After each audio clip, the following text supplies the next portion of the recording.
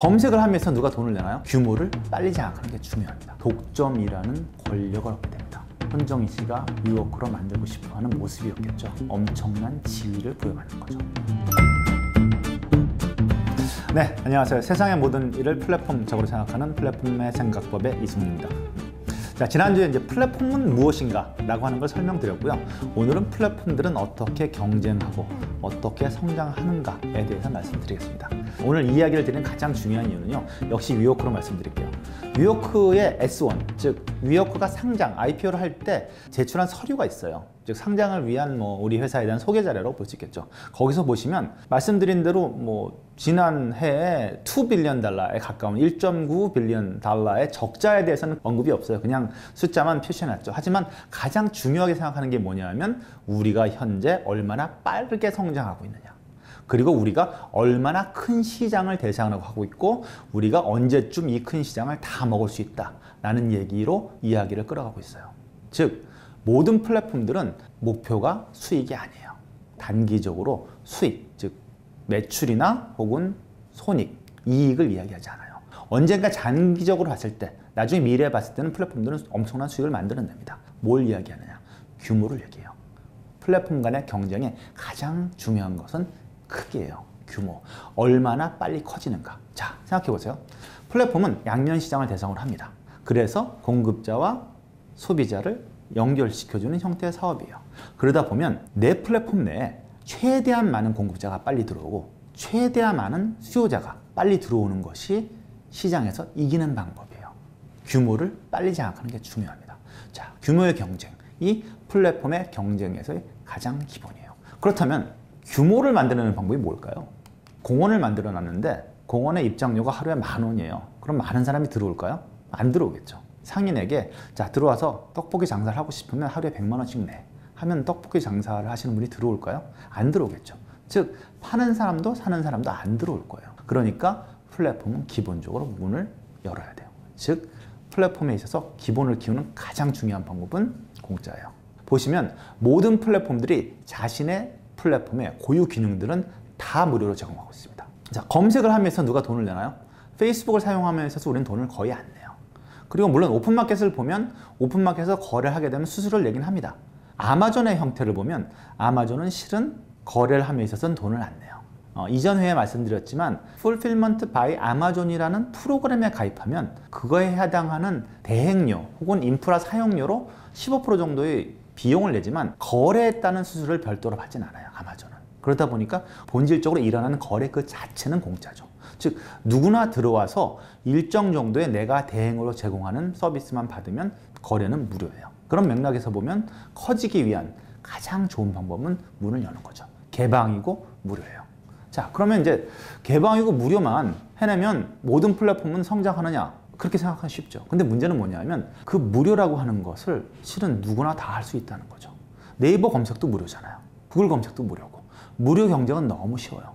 그래서 또 하나의 요소가 필요해요. 그게 바로 가장 중요한 게 공유예요. 공유라고 하는 것은 내가 갖고 있는 가장 중요한 핵심 자원을 플랫폼의 참여자들과 나누는 거예요. 예를 들어 설명드릴게요. 구글이라는 맥락에서 보면 구글이 갖고 있는 가장 중요한 자원은 뭘까요? 물론 이제 구글이 갖고 있는 자원 중에 가장 중요한 자원은 일반적으로 빅데이터라고 볼 수 있겠죠. 하지만 지식을 생산하는 사람들에게 빅데이터를 제공하는 것은 약간 앵글이 달라요. 구글은 구글 트렌드라는 서비스를 합니다. 구글 트렌드라는 서비스는 뭐냐면 구글의 검색 쿼리가 들어오는 것을 열심히 정리해서, 즉 오늘 어떠한 종류의 검색이 사람들이 많이 했을까라고 하는 것을 보면 지금 현재 어떠한 이야기가 가장 사람들 사이에서 관심이 있고 회자되는가라는 얘기랑 같아요. 예를 들어 이런 표현이죠. 작년에는 사람들이 한국에서 스테이크라고 하는 것이 되게 유행이었어요. 근데 스테이크 굽는 법이 유행이다 라는 거를 구글 트렌드라는 걸 보면 알 수 있어요. 즉 사람들이 예전에는 스테이크를 밖에 나가서 사 먹는 거에 대해서 검색을 많이 했는데 지금은 어떻게 하면 집에서 잘 구워 먹을까를 검색한다라는 뜻이죠. 트렌드가 어떻게 바뀌었는지를 알 수 있어요. 구글은 이런 식으로 자기가 갖고 있는 세상의 변화에 대한 정보들을 무료로 나눠요. 그 자원을 나누는 거죠. 구글이 구글 맵을 만들었잖아요. 구글은 전 세계를 돌아다니면서 맵을 찍어요. 그래서 거의 완벽에 가까운 지도를, 디지털 지도를 완성했습니다. 그리고 우리와 같은 일반적인 사용자들이 구글 맵으로 이동을 하고 레스토랑을 찾고 집을 찾고 하는 거는 다 무료예요. 구글을 사용하는 모든 사람들, 지식을 생산하는 사람 혹은 지식을 소비하는 사람들에게 많은 자신의 자원들을 무료로 제공하고 있어요. 이것이 구글이 얘기하고 있는 새로운 종류의 공유예요. 그 다음에 또 하나, 사람들이 잘 모르는데요. 제가 만들어낸 지식이 검색이 되어지잖아요. 그러면 거기다 구글의 애드센스 같은 광고 모델을 붙입니다. 즉 제가 제 웹페이지에다가 지식을 생산하고 거기에다가 구글의 광고 플랫폼을 붙여놓으면요. 광고를 붙여놓으면 누군가가 와서 제 컨텐츠를 보게 되면 광고 수익이 생깁니다. 그 광고 수익의 68%는 제 몫이에요. 즉 구글이 68%를 다 정산했다가 나중에 저한테 보내줘요. 구글의 검색을 통해서 만들어지는 수익의 70% 가까이를 지식 생태계에다가 나눠주고 있는 거죠. 얼마나 많이 공유하는 거예요. 이러니까 구글의 경쟁력이 뛰어난 거죠. 즉 구글은 이 과정을 통해서 계속해서 증식을 하고 있어요. 사람들이 너도 나도 없이 그럼 나도 열심히 지식을 생산해서 구글 생태계 내에서 어떤 키워드에 대해서는 내가 오너십을 갖고 내가 많이 검색되는 지식인이 돼야 되겠다라는 생각을 하겠죠. 그런 맥락에서 많은 사람들이 지식 생산자 대열에 참여하게 됩니다. 페이스북은 조금 이해하기는 어렵지만 API라는 개념이 있어요. 이게 API를 구구절절 설명드릴 필요는 없고요. 이게 약간 비유적으로 말씀드릴게요. 싸이월드라고 하는 SNS를 운영하던 시절에 거의 모든 프로그램은 저희 내부적으로 만들었어요. 250명의 구성원들이 매일매일 밤 12시까지 일해가면서 새로운 게임들, 새로운 서비스들을 계속 만들어냈습니다. 근데 페이스북은 그렇게 안 해요. 자기의 내부의 프로그램 개발에 대한 모든 내용, 구조, 데이터, 아키텍처 모든 것을 다 공개합니다. 이걸 공개하는 방식을 API라고 하는데요. 그걸 공개함으로써 전 세계에 있는 모든 프로그래머, 개발자 혹은 컨텐트 개발자라고 하는 사람들이 페이스북 생태계에 들어와서 컨텐트를 만들 수 있게 합니다. 자, 그들이 들어와서 컨텐트를 만들어서 어떠한 걸 얻어가나요? 컨텐트를 유포하게 되죠. 컨텐트를 유포하게 되면 그 컨텐트를 만든 사람에게는 구글처럼 아직 돈을 나눠주진 않아요. 하지만 페이스북이라는 컨텐트 유통 채널을 통해서 그들에게는 유명세가 생기죠. 엄청나게 많은 사람들이 페이스북에 그 컨텐트를 보게 되죠. 그렇게 되면 그 안에서 새로운 종류의 광고 모델이 생겨서 페이스북을 통해서 돈을 버는 사람이 생기는 거예요. 즉 페이스북 자체가 광고를 걸어서 나눠주는 모델은 아니지만 광고를 걸 수 있도록, 즉 트래픽을 만들어주는 역할을 하게 되는 거죠. 이게 페이스북이 많은 사람에게 공유하고 있는 방식이에요. 이러한 형태의 공유를 하다 보니까 플랫폼들은 엄청나게 커지겠죠. 두 가지 얘기를 드렸어요. 첫 번째는 문을 공짜로 열게 됨으로써 플랫폼은 되게 쉽게 커져요. 근데 그것만으로는 안 돼요. 그러니까 한 단계 더 나가서 플랫폼 참여자들이 진짜 매력적으로 느낄 만한 것들을 마구 주는 거죠. 당신들에게 돈을 벌 수 있는 환경을 주기도 하고 당신들에게 직접 돈을 주기도 하고 당신들에게 보다 많은 지식과 컨텐츠를 만들 수 있는 환경을 제공하기도 하고 이러한 것들이 플랫폼이 만들어내고 있는 공유의 개념이에요. 그러면 아까 처음으로 돌아가서 왜 그렇게 플랫폼들은 빨리 커지려 노력할까? 왜 규모의 경쟁을 할까? 그 이유를 아셔야 돼요. 그 이유를 알면 플랫폼들이 그렇게 목숨 걸고 빨리 커지려고 노력한다는 걸 알게 될 거예요. 최근에 보시면 알겠지만 쿠팡 작년에 1조 100억인가 하는 적자를 냈어요. 그럼에도 불구하고 올해 쿠팡이 하고 있는 행태를 보시면 대단하죠. 거의 무료로 배송하고 쿠팡 이츠라는 배달에도 들어가고 신선식품 새벽 배송에도 들어가고 엄청나게 사업 범위를 계속 넓히고 있어요. 쿠팡의 목적은 딱 하나예요. 커지는 거. 왜 커지려고 할까?